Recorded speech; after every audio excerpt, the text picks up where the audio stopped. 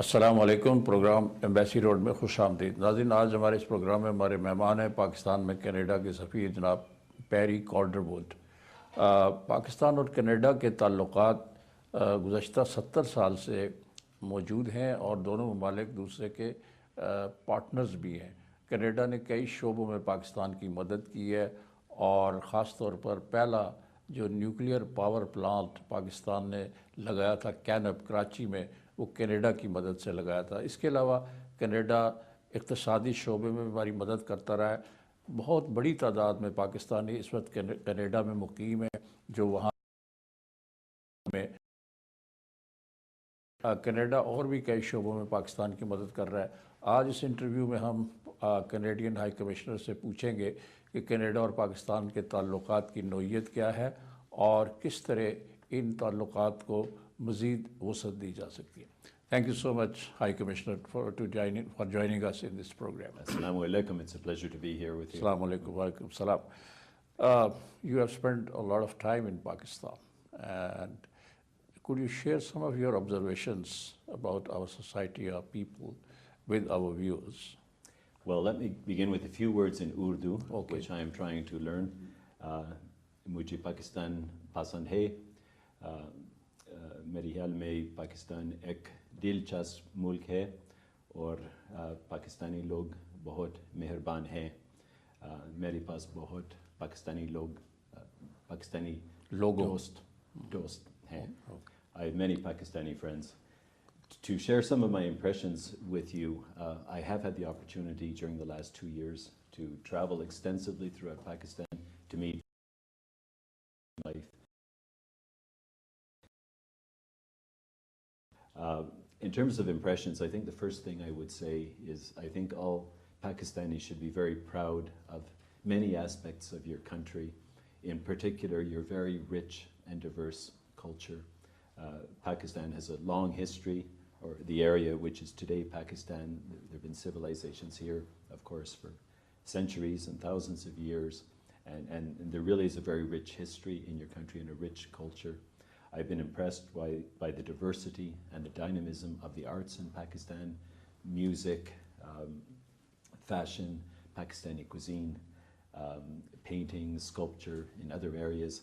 But when I travel around the country, I'm so impressed also by the diversity, how each region has its own distinctive features, its own distinct history, its own languages, in addition to the national language of Urdu. So I think these are all things that Pakistanis should be very proud of, this very rich and diverse culture that you have. And I'm really encouraged to see the way contemporary Pakistani artists in all sectors are inspired by and draw on the rich traditions of your country. Some other observations I would share on the economic side. While Pakistan, like all countries, has economic challenges that it faces, I'm confident that in the long term, Pakistan's economy will continue to grow and Pakistan will become an increasingly important economic actor on the world stage. The sheer size of your country, well over 200 million people, the economy is growing, and I think over time it will offer, your country's economy will offer many opportunities for trade and investment with countries like Canada and other countries around the world. Politically, we're meeting at a very interesting time. Pakistan has its elections coming up on Gearing up for elections. Gearing up for elections on July 25th. I think it's a very important moment in Pakistan's history. The elections will be an opportunity for Pakistan to consolidate and strengthen further its electoral democracy.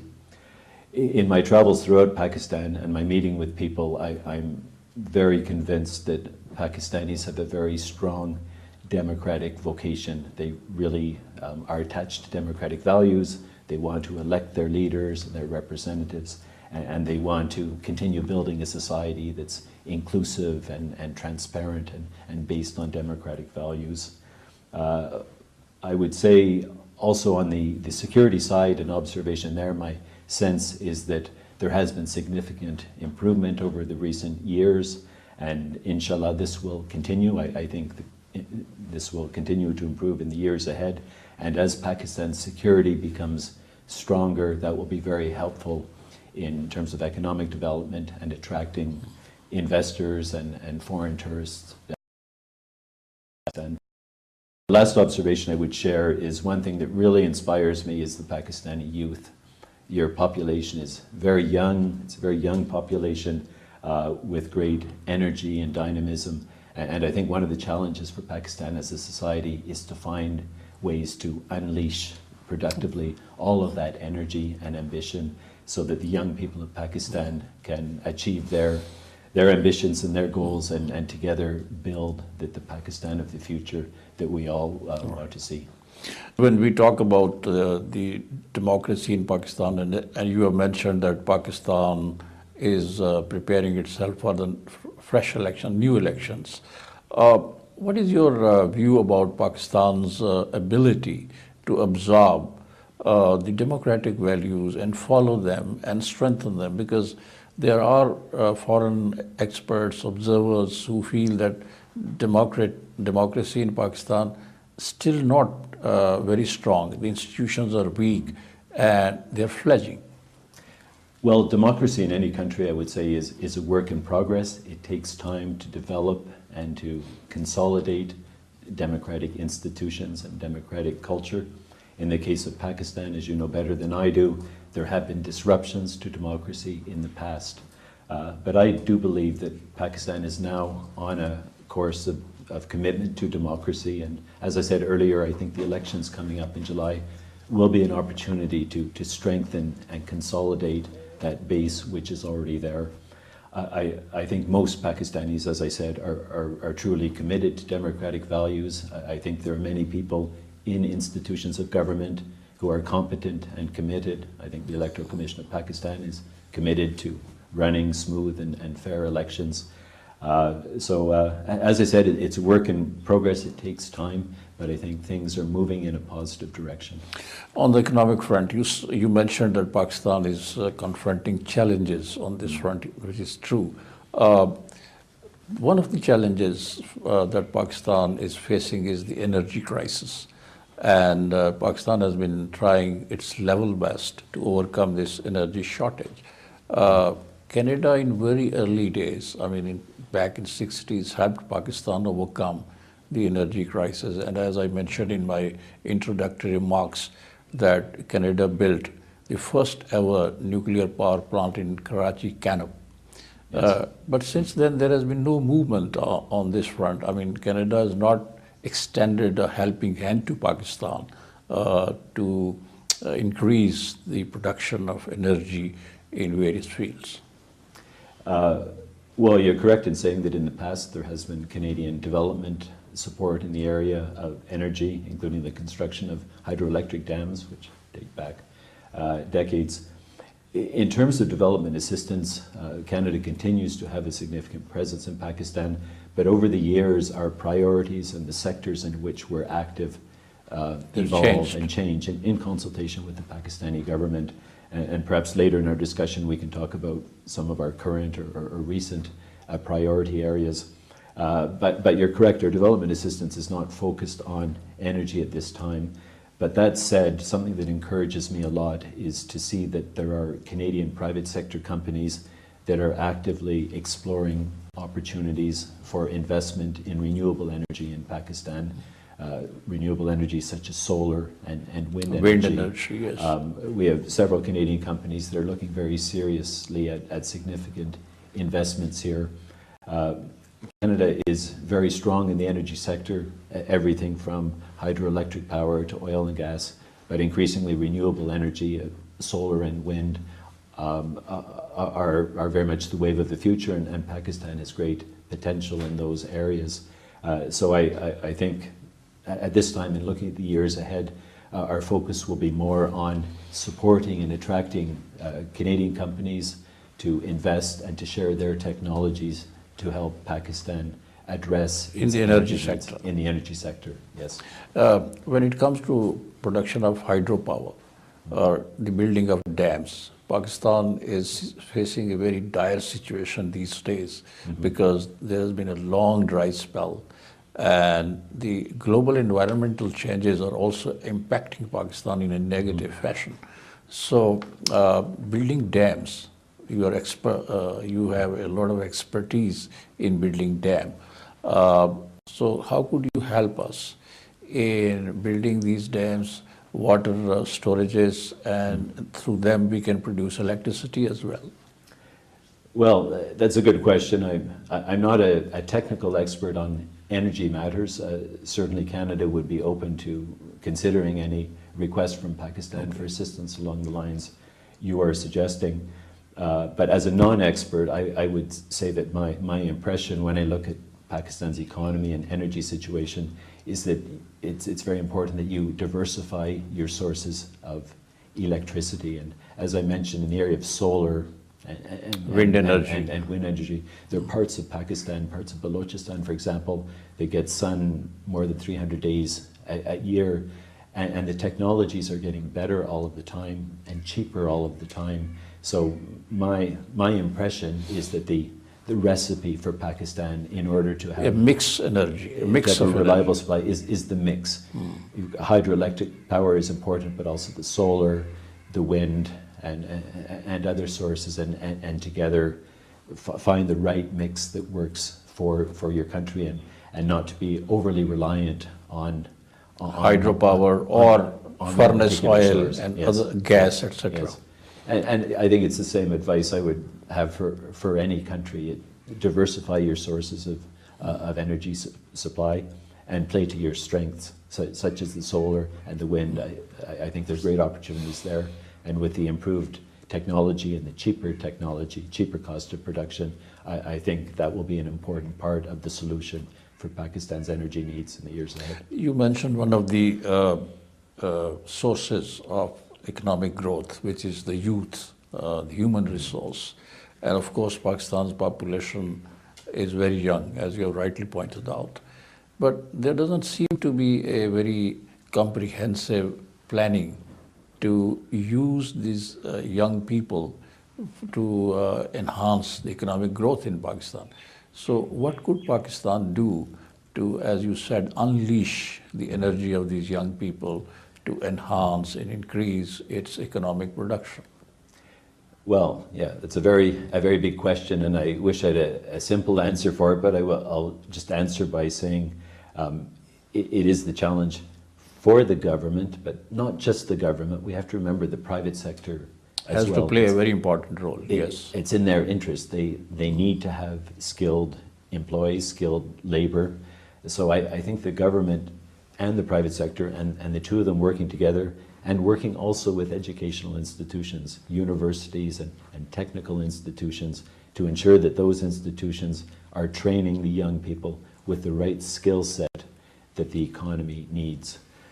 Looking at Canada, we have a very successful tradition now of those three actors working together: governments, the private sector, and the educational institutions, working closely together to identify what are the needs of our economy, where are the sectors that are going to, which are the sectors which are going to grow, and how do we ensure that our young people are encouraged to take the appropriate skills training so that they're prepared to meet those needs. So it's a win-win for everyone. The private sector has the employees they need, the young people have jobs, and the government has tax revenue with people working. But it is a big challenge, and there aren't magic wand solutions. There are millions of young Pakistanis, and as I said, they're full of energy and ambition, and the challenge is there for people in leadership positions across societies to find ways to support those young people and ensure that they have the opportunities. So some of our experts, economic experts, are worried that the growth in population in Pakistan is too fast, and that needs to be checked, or we need to introduce population planning, which we have done in the past, but we have not been able to check the growth of population, the swift growth of population, the galloping growth. So that is also a problem. So how do you look at it? Well, the whole area of controlling population, it's a controversial subject. Different countries have tried different things, methods. and some of them have not been successful, some have been controversial. I think one thing we've observed in many countries around the world, and it's a subject perhaps we can discuss in somewhat greater depth, when the status of women is enhanced and uplifted, when women are given greater opportunities to participate in the labor force and have greater control over the spacing out of their children, we see in countries like that the birth rate starts to come down, and to levels that are perhaps more manageable in terms of employment and economic development. We've seen this in many countries around the world where, in fact, the birth rate comes down quite quickly when the status of women is enhanced in the society.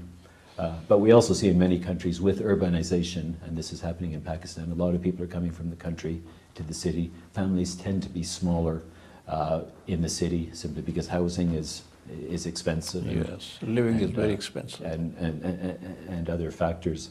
So I anticipate that over time Pakistan's birth rate will fall, as we've seen in countries around the world at different stages in their development. But that said, as you've mentioned, at this time there is that very large youth bulge, and it's going to be there for at least a long period of time, at least 20 or 30 or 50 years. So there really is, we've talked about a challenge. It's a challenge, yes, but it's also an opportunity. There are other countries, some of the so-called developed countries, that have the opposite problem. They don't have enough aging children population. And aging population. So we have so many people retiring and not enough people working to support the pension program and the health care for the older people.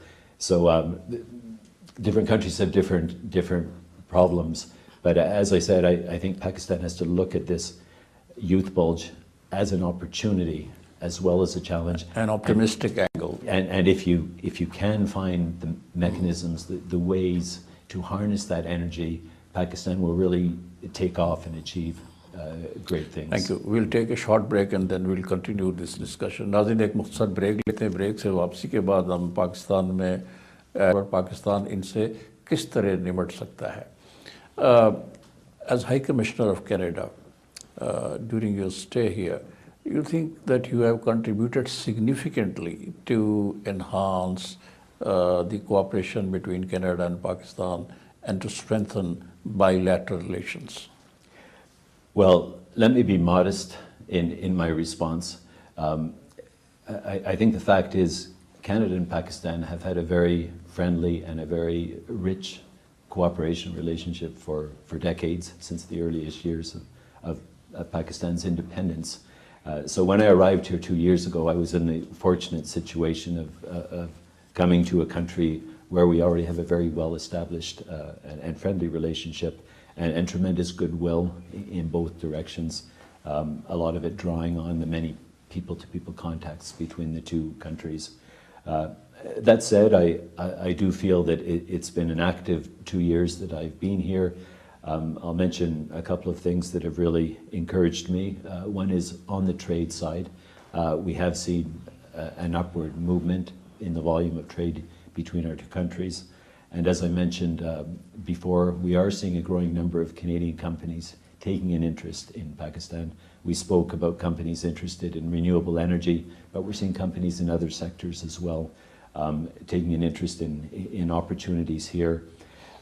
So I find that very encouraging. I'm also pleased that in the last year especially, we've had an increasing frequency of political level contacts between our countries.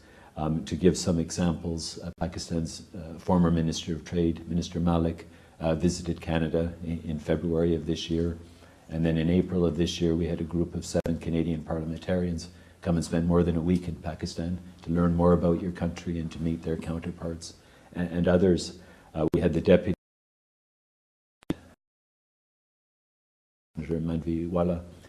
They visited Canada. They visited Canada on a study tour just about a month ago. So this is very encouraging and very helpful as well, because in international relations, those high-level contacts between our ministers and elected officials can be very supportive in promoting other forms of cooperation, including trade and development. And finally, I would say on the development side, and I'd be pleased to speak in some greater detail, we do continue to have a robust program, and I think we've achieved some very good results there as well. So as I approach the end of my stay in Pakistan, which unfortunately is all too short, I do feel that I'll be passing over to my successor a very rich relationship, which built on what I inherited when I came here 2 years ago. So what's the volume of trade, bilateral trade between Canada and Pakistan these days? And could it be enhanced, increased to a higher level? And what is the space available? Well, as I mentioned, the trend line in the last few years has been upward, increased volume. We reached a peak in 2016 of 1.4 billion Canadian dollars total trade. The figure was somewhat lower in 2017 for different reasons.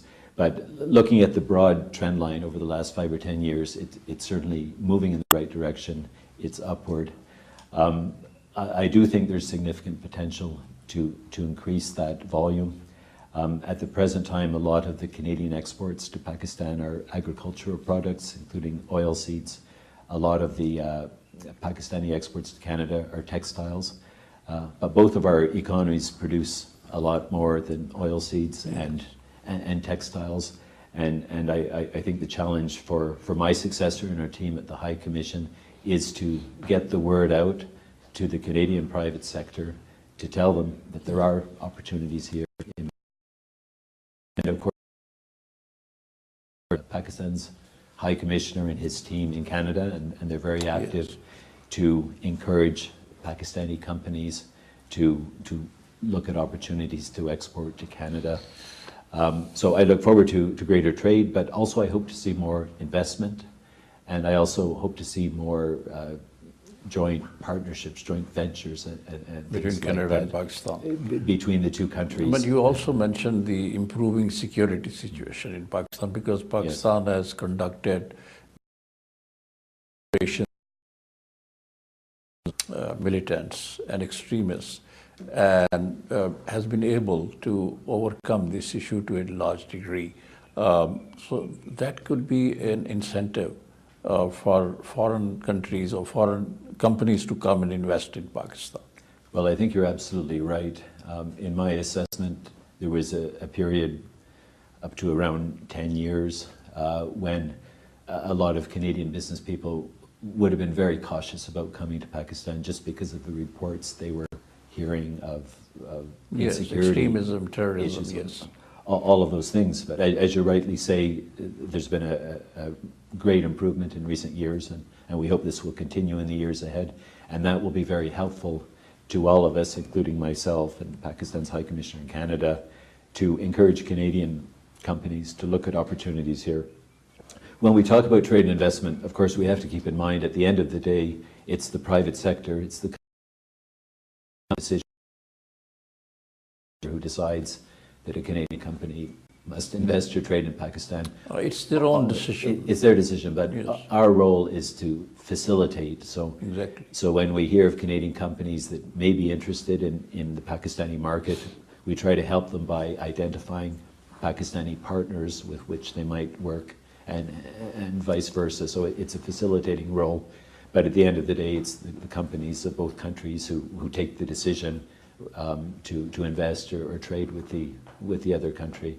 And they take that decision based on their assessment of the opportunities and is it a safe place to do business. On the development side, Canada has been providing a lot of economic development assistance to Pakistan. So what is the impact of that assistance that you have extended to Pakistan? That it is not being effectively used for the economic growth? Well, not all of our development assistance is targeted specifically to development growth, but on the whole, I've been very satisfied with Canada's development cooperation with Pakistan over the years. I will tell you an anecdote, something that pleases me. Last fall, in September, I traveled to Gilgit-Baltistan with the Aga Khan Development Network, which has been an important, Very effective. a very important Yes. partner for us. A lot of our funding over the years, development funding, has been through that organization. So I traveled with them. I went to the town of Sost, up near the border with China. Yes. And I visited an irrigation channel, which was working very well and irrigating the fields around. And there was a plaque that had been placed by the High Commissioner of Canada in 1983. And I was so pleased to see that that project that was funded In a very remote area. in a remote area 35 years ago, it was still going strong. And the reason for that, firstly, I give credit to the Aga Khan Development Network. It was a well-conceived project. But secondly, the local community there has taken ownership of the project. In facility has been maintained over the years, has been repaired, looked after well, so that now 35 years later, that investment that was made in 1983 is still benefiting the community there. I met with many communities on that trip, in Hunza and Gilgit and in other towns as well, and repeatedly I was impressed with the community members that I met. I was impressed at the way that they've taken ownership of the projects that we funded 10 or 20 or 30 years ago, and these projects are still going strong. So that's something that gives me a lot of satisfaction, because sometimes in the world of development, there are stories, and there are a lot of them, if you look around the world. But in other parts developments, of Pakistan, investments made, and then 10 years later, there's not much left. So. In other parts of Pakistan, like Punjab and KPK, Balochistan is very backward. Rural Sindh, another very backward area of Pakistan. So have you thought about focusing on these areas? Well, over the years, we've had projects in different parts of the country, including the ones that you mentioned. Actually, a lot of our development programming is national in scope. And I want to say a few words about one particular area, which has really been I would say, our biggest focus in recent years. And that has been the campaign to eradicate the transmission of polio. Canada, for the last 15 years or so, has been one of the leading contributors of the global effort to eradicate this terrible disease from the entire world. Yes. And there are only a handful of countries where the disease is still transmitted, and Pakistan is one of them. There's been great progress. If we were having this discussion 20 years ago, we'd be talking about how there are thousands of new cases of polio every year in Pakistan. If we were chatting 5 years ago, we'd be saying, well, there are hundreds of cases a year. Now we can say it's like 5 or 10 cases a year. Significantly reduced. We're almost at the goal of completely eliminating it. And I shouldn't suggest that Canada has done this. We've provided funding, but the government of Pakistan has provided great leadership on it. Our funding has gone through multilateral UN agencies, but there are also groups like Rotary that has played a very active role and deserves great credit. And I do hope we'll see the day, inshallah, maybe within 2 or 3 years, when we can all get together for a ceremony and say there's no longer transmission of polio in Pakistan. Yes. So, as High Commissioner, have you initiated some new projects, or you have given new ideas or new, theories to your country that Pakistan could be helped in these fields, and it needs a lot of assistance from Canada? Well, one area where we have recently launched a project, and it's consistent with some of the things we've done in the past. We are funding a project in the value of 19 million Canadian dollars, which in the area of women's participation in politics, equality, and in our development assistance program internationally, we put a particular emphasis on this area. So under this project, we've invited Pakistani and international NGOs to submit proposals for projects which would be designed to help facilitate and encourage women, especially marginalized and young women, to become active in political life in their community and at the national level, and to work to try to overcome some of the obstacles or barriers that have kept women from being full participants in the political life of your country.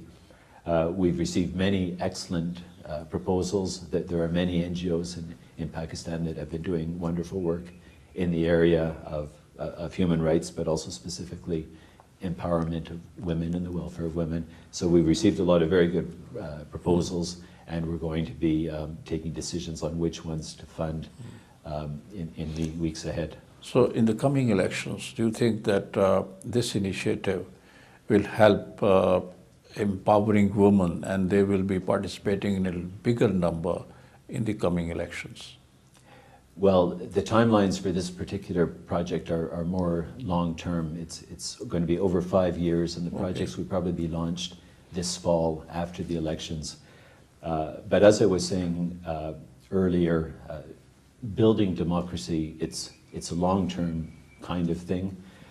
So it would have been nice to have launched this project maybe a year ago so that it could have influenced these elections. But that said, I think we have to look in the longer term to work towards the goal of an inclusive democracy in which women and men are full participants. Yeah. Yes.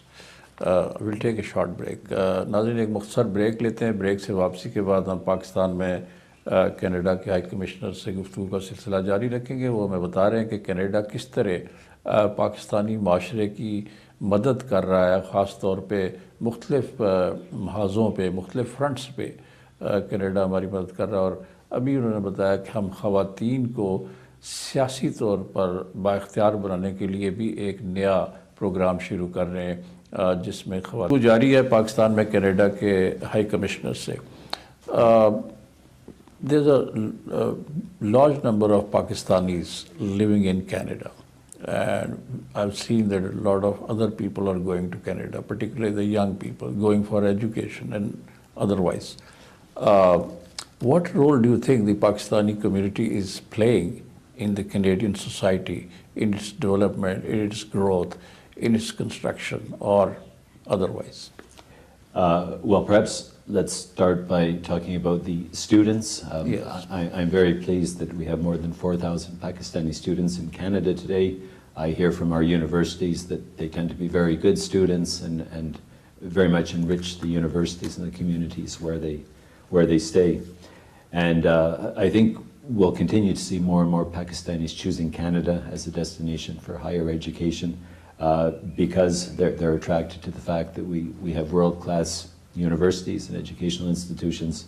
The cost of studying in Canada is competitive with other countries, and we have a very welcoming society, whether for students or immigrants. We have a very multicultural society, so a student or anyone else can visit there and spend time there, feel very much at home and integrate very easily. With regard to the Pakistani Canadians, you're correct that we have a large number of Canadians of Pakistani heritage.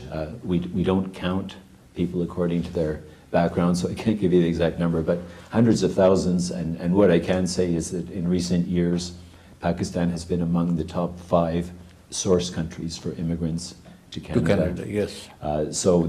And I expect this will continue in the years ahead, given the large Pakistani population and the fact that there are significant numbers of people who are interested in exploring opportunities of studying or living in Canada. The Pakistani Canadians are very well integrated into our society, as are immigrants from other parts of the world. As an example, we have several parliamentarians who were born in Pakistan or their parents were Pakistani. We have 1 senator Yes. and 2 members of the House of Commons. In our provinces as well, there are several elected people of Pakistani heritage. Also in our private sector, we're seeing a lot of Pakistanis in senior positions. And to answer your question, I think the Pakistani Canadians are ideally placed to help promote the economic ties between our 2 countries, because they're people who know Pakistan.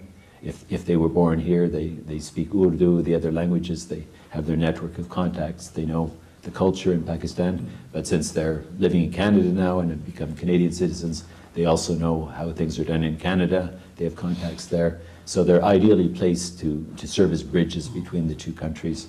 And in fact, a lot of the business delegations and visitors that I see here, a significant portion of them, in fact, are Canadians of Pakistani heritage, and they feel they have two homes on opposite sides of the world, in Pakistan and in Canada.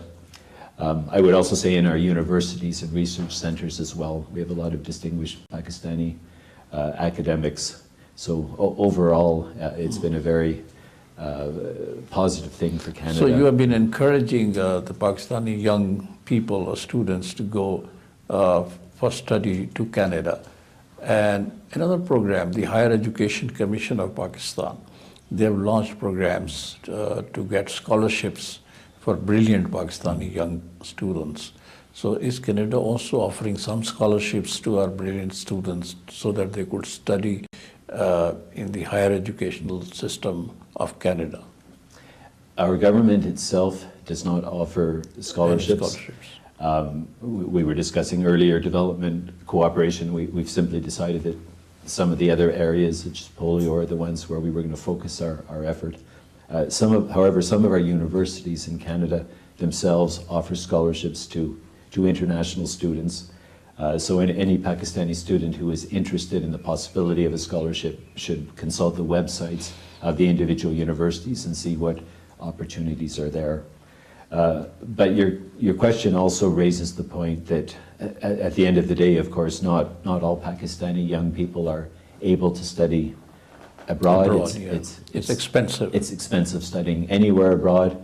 Others, for family reasons or whatever, don't want to study abroad. They want to stay close to their family or their home. So I think one thing I would like to see more of in the future, and we're seeing it start now, is more and more collaboration between Canadian and Pakistani universities so that Canadian courses can be offered here in Pakistan and research can be done together between institutions in the two countries so that those young people who, for whatever reason, are not able to study abroad, that they can still have access to the courses and programs that we have in Canada. One way of providing good quality education to Pakistani youth here in Pakistan is that some Canadian universities collaborate with Pakistani universities. Yes. That could provide an opportunity to Pakistani students to have that level of education which is being offered to students in Canada. Yes. Well, that's exactly what I have in mind. And as I mentioned, we are seeing some activity in that area. And one example is the Aga Khan University in Karachi, which has very strong links with Canada. I visited that university about a year ago, and I was impressed at how many of the faculty and the administration were either Canadians or had spent time in Canada. And they have several agreements, including their nursing school, for example, with counterpart universities in Canada. So some of that is happening, but I think there's a lot more that needs to be done in order to ensure that all of the young Pakistanis have the opportunity, if they're interested, to have access to Canadian course material and Canadian quality education, should they be interested. Canada has a very open policy or a soft policy towards refugees. Canada has also offered, the Syrian refugees to come, and they have welcomed them, contrary to so many other countries. So is this policy paying you, and you will continue with it, or you'll sustain it, or at some point it could be problematic and could be reversed? Well, let me say that we have a very proud tradition in Canada that dates back many years of Canada receiving refugees from different parts of the world, people who are fleeing persecution or fleeing war, conflict situations and so forth. So it's not something new, it's deeply rooted in our society. But I'm really proud to say that there's a very high level of consensus in Canada that this is a good thing and this is the right thing to do. All of our political parties are supportive of refugee resettlement It's not a controversial issue the way it is in some countries. And our experience has been a very successful one historically. You mentioned Syrian refugees particularly, and I'll say a few words about them. I'm very pleased that Canada has resettled over 50,000 Syrian refugees in the last 2.5 years or so. But an interesting part of our refugee program, and a very important part, is the fact that many of the refugees who come to Canada are sponsored by groups of Canadians. Among those 50,000 Syrians, about half are sponsored by the government. The Canadian government itself looks after bringing them to Canada and covering their costs and helping them adjust. But the other half, that's about 25,000, is being sponsored by yes, groups. Private sector. Well, I wouldn't say private sector, groups of Canadians. Yes. And we have a system whereby any group of citizens, and it could be 5 or 6 people, or it could be 30 or 40 or more, any group, and it may be neighbors, or maybe people who go to the same mosque or the same church or the synagogue, they get together and form a committee, and then they go to the government and say, we would like to sponsor a family from Syria. And they have obligations. That group is responsible for raising enough funds to support the refugee family for its first year when the family arrives in Canada. But more important to that, and this is one of the keys, I think, to the success of our program, is that the group who sponsors the family provides emotional support as well, and all kinds of support in terms of the integration. So when the Syrian family arrives in Canada, not speaking English or not speaking French, those are our 2 official languages, never having been in a cold climate before, the committee that sponsors them provides them with friendship, helps them learn the language, helps enroll the children in school. And help them get adjusted to the new environment. Help them adjust, help the parents find a job. So they're not there on their own in a very strange environment. They have that circle of support from the day that they arrive. And when they arrive, and I know about it because I used to be part of one of these groups when I last lived in Canada, when the family arrives, these people will meet the family at the airport. So from the moment they arrive, they get a warm welcome, and then they're taken to the home, which has been provided by that group. Their children are enrolled in school, the parents are helped to find a job, they're helped with language training, and on and on. In fact, it's so successful that in recent years, Canada has been sharing information with other Western countries, because some countries have had difficulties. They were reluctant to take them. Well, they've been, in some cases, refugees have arrived and have had problems integrating in the society. So this Canadian model has been a very successful one and has attracted the interest of other countries. I also want to say on the subject of refugees, I commend Pakistan for the fact that Pakistan has hosted very large numbers Afghan refugees particularly. Afghan refugees especially for decades, and Pakistan deserves a lot of credit for that.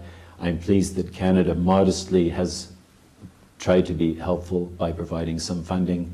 We've provided about 60 million Canadian dollars through UNHCR over the last 5 years, through the UN agencies, also through the International Committee of Red Cross, and through some NGOs such as Oxfam and Vision and Care Canada, funding to help support the refugees and also the internally displaced people in Pakistan, such as those from Fatah who had to leave and Waziristan, etc. And now returning.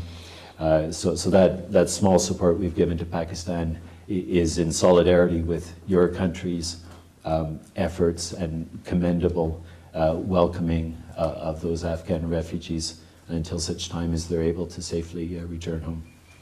Thank you, Commissioner.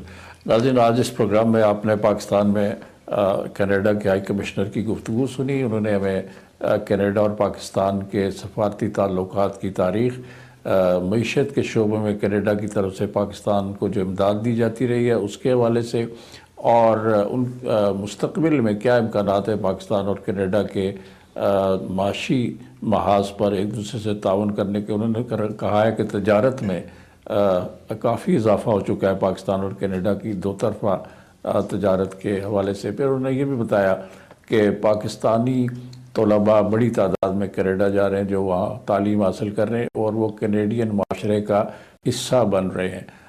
उन्होंने ये में खासतौर पर शाम से जो माजरीन आ रहे हैं उनको किस तरह कनाडा ने वेलकम किया है, उनका खैर मकदम किया है और वो कैनेडियन माशरे का हिस्सा बन रहे हैं। वो फोन करके जा रहे हैं और उससे पहले उन्होंने ये ख्यालात का इजहार किया और अपने व्यूज़ हमारे साथ शेयर किए। इसी के साथ ये प्रोग्राम ख़त्म होता है। जावेद सिद्दीक को इजाज़त दीजिए। खुदा हाफिज़। Thank you very much. बहुत शुक्रिया आपका। Thank you very much.